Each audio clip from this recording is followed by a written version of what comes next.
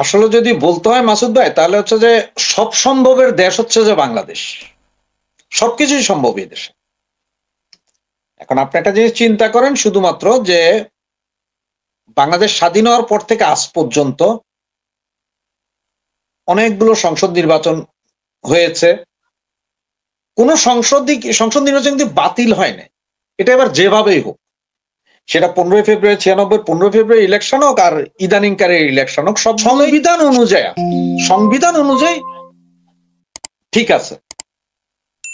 এখন এইখানে এখন এরা আমাদের সংবিধানে তো আসলে যে তত্ত্বাবধায়ক সরকার বা এগুলো কিছুই নেই। তারপর এখন যে ইন্টারিম গভর্নমেন্ট, তাদেরও কোনো বৈধতা নেই। এটা পুরোটা একটা ডিপ স্টেটের কুটুচালের মাধ্যমে এই ইন্টারিমটা আছে। আপনার জাস্ট একটা জিনিস স্মরণ করে, এখানে আপনার মনে থাকতে পারে যে পাকিস্তানের ইমরান খান সরকারের কথা, প্রচন্ড জনপ্রিয় সরকার, ইলেকটেড গভর্নমেন্ট ছিল।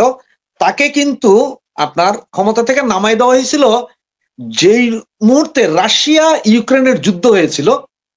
তখন আমেরিকা কিন্তু তাদেরকে চাপ দিয়েছিল যে ইউক্রেনের পক্ষে কথা বলার জন্য, কিন্তু ইমরান খান ইউক্রেনের পক্ষে কথা বলে নাই। সে বলছিল যে আমি না রাশিয়া না ইউক্রেন, আমি কারো পক্ষে কথা বলবো না, আমি নিরপেক্ষ থাকবো।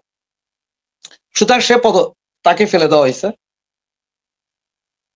আওয়ামী লীগ সরকারের সময় 2022 সালে এই যে ডোনাল্ড লু বেশ কয়েকবার কথাবার্তা বলেছে, পরে জননেত্রী শেখ হাসিনা উনি 14 দলের মিটিং এ এবং বিভিন্ন সমাবেশে বলেছেন যে সাদা চামড়ার কেউ কেউ একটা আলোচনা করতে চায়, তারা চুক্তি করার জন্য প্রেসার করতেছে। একটা চুক্তি কিন্তু আমেরিকা খুব জোরে সোরে চাইছিল, সেটা হচ্ছে যে আপনার নিরাপত্তা চুক্তি, বাংলাদেশের সাথে একটা নিরাপত্তা চুক্তি। এই নিরাপত্তা চুক্তিটা করলে কি হয় জানেন, তখন ওই যে আমেরিকান যে নৌবহর আছে, এটা সরাসরি বাংলাদেশের সমুদ্র সীমানায় ঢুকতে পারে এবং তারা এখানে ঢুকে তারা চায়নার উপরে নজর দিবে। আসলে এই চুক্তি করলে যে বাংলাদেশ দখল হয়ে যেত তা না। ইন্দো প্যাসিফিক জোনের যেটা আর কি, ওটা হ্যাঁ, মানে আমাদের যে সীমানা আছে, এই যে আপনার 2000 কত নটিক্যাল মাইল, এটার ভিতরে ঢুকে তারা চায়নার উপরে নজর রাখতে পারত।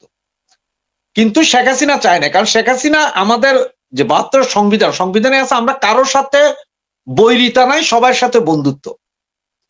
শুধু চায় না আমাদের পার্শ্ববর্তী একটা দেশ, তারা আমাদের দেশের বিভিন্ন উন্নয়ন কর্মকাণ্ড পরিচালনা করে, লোন দিয়ে যে আজকে পদ্মা সেতু থেকে শুরু করে বিভিন্ন কাজ করতেছে। তার দিকে নজর দেওয়ার জন্য আমি একজনের ডাইকে আনবো, সে তো এরপর আমার সাহায্য করবে না।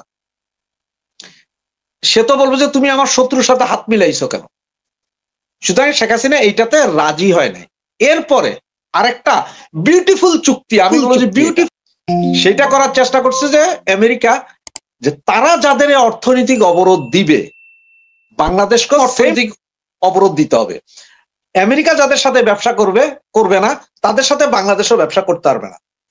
যেমন আমেরিকা ইরানের উপরে অবরোধ দিল, রাশিয়ার উপরে অবরোধ দিল, সুতরাং এখন বাংলাদেশ গম আনে রাশিয়া থেকে, তারা গম আনতে পারবে না রাশিয়া থেকে, এই ধরনের কিছু জিনিস। তো এইটা যেহেতু শেখ হাসিনা রাজি হয় না, তাহলে এখন কি করতে হবে, শেখ হাসিনা ফেলতে হবে। ডিপ স্টেট প্ল্যান করে এটা ফেলবো।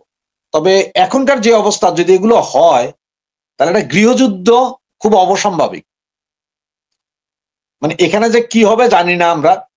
দেখেন আজকে 10 মাস 11 মাস চলতেছে, কোনো বিদেশি বিনিয়োগ আসে নাই, আমাদের কোনো বিনিয়োগ নাই।